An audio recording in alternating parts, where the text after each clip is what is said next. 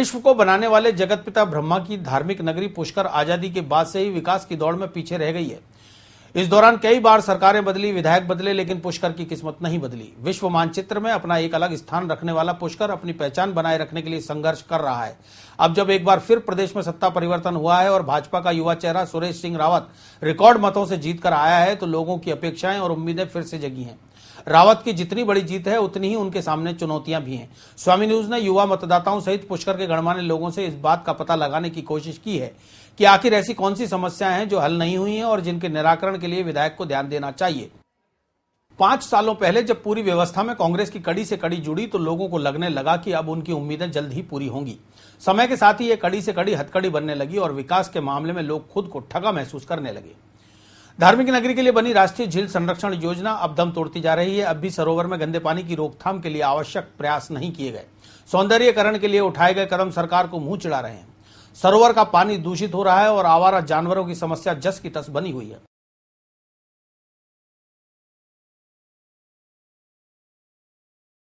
वो हमारे तीर्थ का विकास करें, पुष्कर क्षेत्र का विकास करें। हमने जो उनसे पहले प्राथमिक तो उपेक्षा जो करी है, वह बारिश के दौरान जो पुष्कर सरोवर में सड़कों का और आस पड़ोस का जो गंदा पानी आता है, उसके लिए हमने उनको बोला है कि प्राथमिक रूप से उसका पहले निदान किया जाए। बाकी जो चीजें हैं वो सब बाद में हो सकती हैं। तीर्थ से शुरुआत करने से सभी लोगों को यह लगेगा कि यहाँ से शुरुआत अच्छी हुई है और आगे तक जो 5 साल है वो पूरे अच्छे निकलेंगे।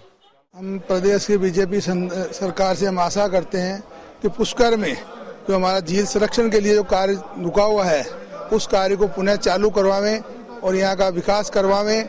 जैसे तिरुपति बालाजी है, मेहंदीपुर बालाजी है, इत्यादि सभी धार्मिक स्थलों पे जैसी व्यवस्थाएं हैं, उसी प्रकार की हम यहाँ व्यवस्था पुष्कर तीर्थ में होनी चाहिए और तीर्थ की मर्यादाओं के अनुसार ही कार्य होना चाहिए। जो क्षेत्र की मूलभूत समस्याएं हैं, जैसे पुष्कर शहर की जो मेन समस्या है, यहाँ की साफ सफाई, यहाँ की यात्रियों को, यहाँ के बाहर से आने वाले यात्रियों को सुविधाएं उपलब्ध हो, साफ सफाई अच्छी हो, आवारा जानवरों के ऊपर प्रतिबंध लगे, घाटों के ऊपर जो आवारा जानवर चले जाते हैं उनको रोकने के पुख्ता इंतजाम हो, घाटों की साफ सफाई हो। यही बेसिक समस्याएं हैं हमारी। वर्षों से सरोवर में गंदा पानी जा रहा है, उसके लिए वाटर ड्रेनेज सिस्टम आज तक अप्लाई नहीं हुआ, क्या करेंगे? इसके लिए मैंने सुबह भी एडीए के अधिकारियों को बुला के बात करी है।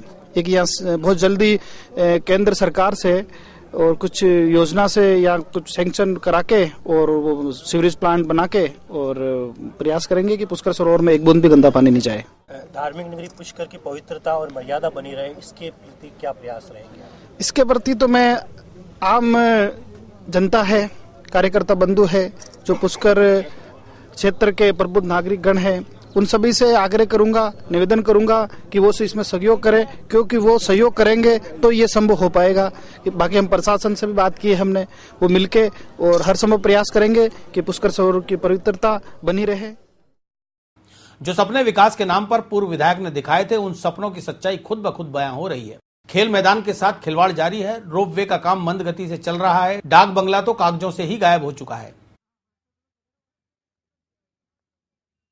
सर्वप्रथम हमारी अपेक्षा श्री माननीय सुरेश रावत जी से है कि हमारे लिए युवाओं के लिए बहुत पुरानी समस्या चली आ रही है खेल मैदान की, तो ये समस्या अगर वो दूर करा सके तो उनका आभार प्रकट होगा। क्योंकि हमने इस बार बीजेपी को भारी मतों से इसलिए विजय कराया है क्योंकि पिछले काफी समय से जो भी विधायक या सांसद बनता है वो खेल मैदान के लिए हमें सपने दिखाकर और फिर हमारे सपनों को झकझोर दिया जाता है। क्योंकि हमें खेल मैदान की बहुत जरूरत है। यहाँ के युवा अगर उनके लिए खेल मैदान का निर्माण हो जाएगा तो वो अन्य असामाजिक गतिविधियों में ध्यान नहीं देकर एक खेल के प्रति अपनी पूरी ऊर्जा का संचार उस तरफ करेंगे, तो हमारे लिए खेल का मैदान बहुत जरूरी।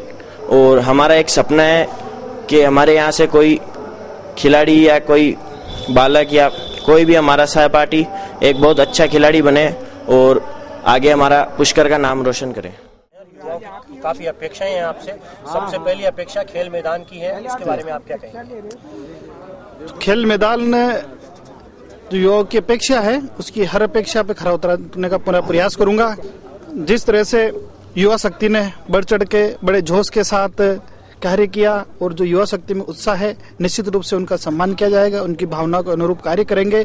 और जो खेल मैदान की जहाँ तक बात है, उसके बारे में जैसे कि अभी कुछ जानकारी मिली कि पिछली सरकार में कोई खेल मैदान का अलॉटमेंट हुआ है, तो उसके बारे में भी जानकारी ली जाएगी। और अगर वहाँ कुछ समस्या है, कुछ असुविधाएं है, तो कोई नई जगह का अगर सारे लोग मिलके और पुष्कर के सभी युवा साथी, पार्टी के वरिष्ठ नेतागण, पार्षद महोदय और सभी सम्मानीय बंधुजनों से विचार विमर्श करके वो जैसा मार्गदर्शन करेंगे, जैसा निर्देश करेंगे, हम वैसा करने का प्रयास करेंगे। 3 बस स्टैंड होने के बावजूद लोगों को असुविधा का सामना करना पड़ रहा है। गौरव पथ की लाइटें रोशन होने का इंतजार कर रही हैं। महापुरुषों की प्रतिमाएं अपनी दुर्दशा पर आंसू बहा रही हैं। शिक्षा से लेकर स्वास्थ्य और सड़क से लेकर अन्य सभी मूलभूत सुविधाएं चरमरा गई हैं। एक कमरे का महाविद्यालय दर बदर की ठोकरें खा रहा है।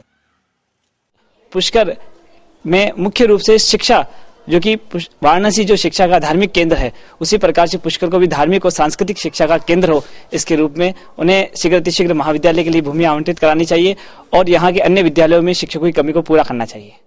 नए विधायक बनने से हमारे ये पक्ष है कि मतलब यही आश करते हैं कि हम हमारे आने वाले जो टाइम में फ्यूचर में अच्छी सफाई हो, सड़कें अच्छे मतलब उद्धार हो, गंदगी न हो किसी मोहल्ले में, अच्छा कार्य प्रगति बहुत बढ़िया, इस हम ये आने वाले विधायक साहब से ये मतलब उम्मीद करते हैं। अब तक आप लोगों ने किन हालातों का सामना किया है? यही हालातों का सामना किया है। कभी बहुत बार देखा मतलब वार्डों में सफाई नहीं होती है, सफाई व्यवस्था पर ध्यान दी नहीं जाती है। हम कंप्लेंट करते हैं नगरपालिका में, नगरपालिका भी सफाई कर्मचारी मतलब ध्यान नहीं देते हैं। ठेकेदारों से भी कंप्लेंट करते हैं कई बार, मगर उनकी लापरवाही की वजह से सफाई हो नहीं पाती है, जिसका सामना बहुत भारी करना पड़ता है। गंदगी से मतलब कई प्रकार की बीमारियां फैलती है। नालियाँ सब जगह बनी हुई है, इस बरसात के टाइम के अंदर बंद हो गई थी नालियाँ, उसका अभी तक नगरपालिका वालों को मैंने लिख के परेशान हो गया, कोई सुनाई नहीं कर रहे हैं, न तो यो कर रहे हैं, न कोई गौर कर रहे हैं, न कोई किसी तरह से सुनाई नहीं होती है। अधिकारी को कहते तो परेशान हो गया मैं, और मेरे पास लिखित में भी पड़े हुए हैं, आपको बता सकता हूँ, लेटर मेरे पास पड़े हुए हैं। लेकिन इस नाली को नहीं खोल रहे हैं, नाली जानबूझ से बंद कर रखे हैं। और जहाँ नाली का पानी नीचे चबूतरे के नीचे से होकर जा रहा था, उसको भी बंद कर करके उसको बंद कर रखा है, ठेर तक आगे तक, लुहारों की गली तक। वार्ड नंबर 1 में ना तो साफ सफाई है और ना नालिया को कोई निर्माण हो और ना कोई पानी की सुविधा की, ना लाइट की सुविधा है। माने बस यहाँ समझे तो गंदी बस्ती है, मैं नहीं आवा था कि सफाई करवाने, हमेशा वही जवाब देवे। और ना कभी नाली की सफाई करवाने कोई नहीं आया, ना कचरा उठावे। आया दिन बच्चा माँ का नाला खोला में पड़े और लागो करे एक्सीडेंट होता रहे।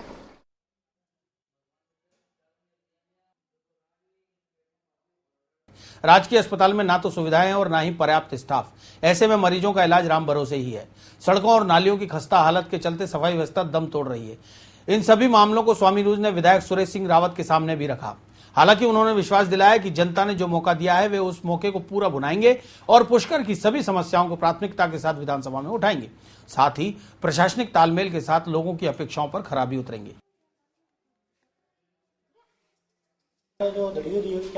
सही नदी है, हाँ, कोई घी भी नहीं है, शक्कर भी नहीं, मिठाई कुछ भी नहीं। हाँ, काय करियो मैं कुत्तन डाल रही में था। हाँ, खाबा लायक नहीं हो, जो मना कर दियो किसी को मैं नहीं खाऊं तो फोन कर घर से मंगाई हुई। स्टाफ में जो सबसे ज्यादा बड़ी कमी है वो नर्सिंग स्टाफ की है।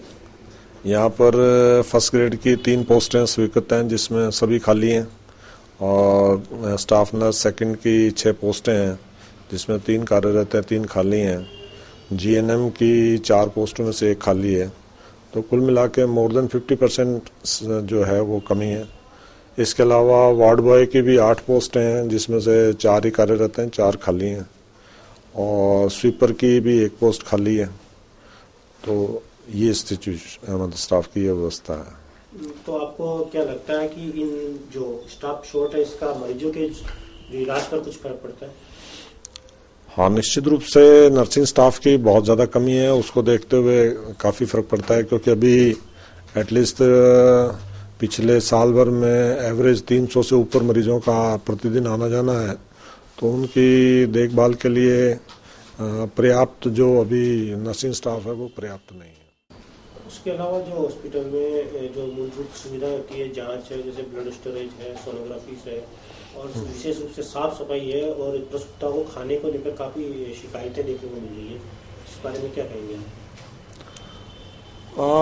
सफाई में भी जरूर ये बात है कि अभी हमारे पास में इसके लिए अलग बजट आया है, उसमें हम लोग टेंडर निकाल रहे हैं। और पहले हमारे पास में ये व्यवस्था MRS के जरिए थी, जिसमें MRS की इनकम जो है वो काफ़ी कम थी। उसको देखते हुए सिर्फ हम दो ही जो है वो सफाई कर्मचारियों को रख पाए थे, तो 2 कर्मचारियों से व्यवस्था पूरी नहीं बैठ रही थी। अब हमें अलग से इसके लिए बजट दिया गया है, तो अब हमारे पास में व्यवस्था हो जाएगी। मेरी अपेक्षा यही है कि पुष्कर राजकीय हॉस्पिटल में जो व्यवस्थाएं गड़बड़ाई हुई है उनको ध्यान में रखते हुए यहाँ का स्टाफ है, यहाँ के डॉक्टर हैं, तो कोई भी मरीज वगैरह हैं तो उनको फैसिलिटी मिले, उनको हॉस्पिटल न जाना पड़े। कोई भी गंभीर केस आने से यहाँ डॉक्टर की अनुपस्थिति होने के कारण अजमेर रेफर कर दिया जाता है, जिससे काफ़ी मरीजों को और आसपास के लोगों को अव्यवस्थाओं का सामना करना पड़ता है। इसके लिए हमारे सरकार में उच्च अधिकारियों से बात करके प्रयास करेंगे कि यहाँ की जो सुविधाएं है, यहाँ पे कुछ जो अनियमितताएं है उनको तत्काल प्रभाव से दूर किया। मैं हर संभव 24 घंटे अब युवाओं की, माताओं बहनों की, एक आम मतदाताओं की, एक आम आदमी के लिए तैयार हूँ। मैं जो भी रोजमर्रा की उनकी समस्या है, जो भी मूलभूत आवश्यकताएं हैं, उनको पूरा करने के लिए हर स्तर पे हर संभव प्रयास करूंगा। यह तो आने वाला समय ही बताएगा कि विधायक महोदय के दावों में कितनी सच्चाई है, लेकिन इतना जरूर है कि जनता अब जागरूक हो चुकी है और नेताओं को वादा खिलाफी का परिणाम देने में देर नहीं करती। कहते हैं कि सृष्टि की उत्पत्ति जगत पिता ब्रह्मा ने की थी और ब्रह्मा जी की जो कर्मस्थली है वो धार्मिक नगरी पुष्कर ही है, लेकिन पुष्कर विकास के मायनों में, विकास की दौड़ में लगातार पिछड़ता जा रहा है। अब प्रदेश में एक बार फिर जब सत्ता परिवर्तन हुआ है तो पुष्कर के जो युवा है, जो गणमान्य लोग हैं, जो प्रबुद्ध जन हैं, उनके मन में एक आशा और उम्मीद की किरण एक बार फिर जगने लगी है कि पुष्कर एक बार फिर विकास की दौड़ में शामिल होगा। अब यह तो आने वाला समय ही बताएगा कि पुष्कर विकास की पटरी पर वापस लौट पाता है या नहीं, या फिर पुष्कर के साथ राजनीतिक भेदभाव के चलते विकास के मामले में वही छलावा होता है। ये तो देखने वाली बात ही होगी। पुष्कर से कैमरा पर्सन रमेश कुमावत के साथ सीताराम पाराशर, स्वामी न्यूज।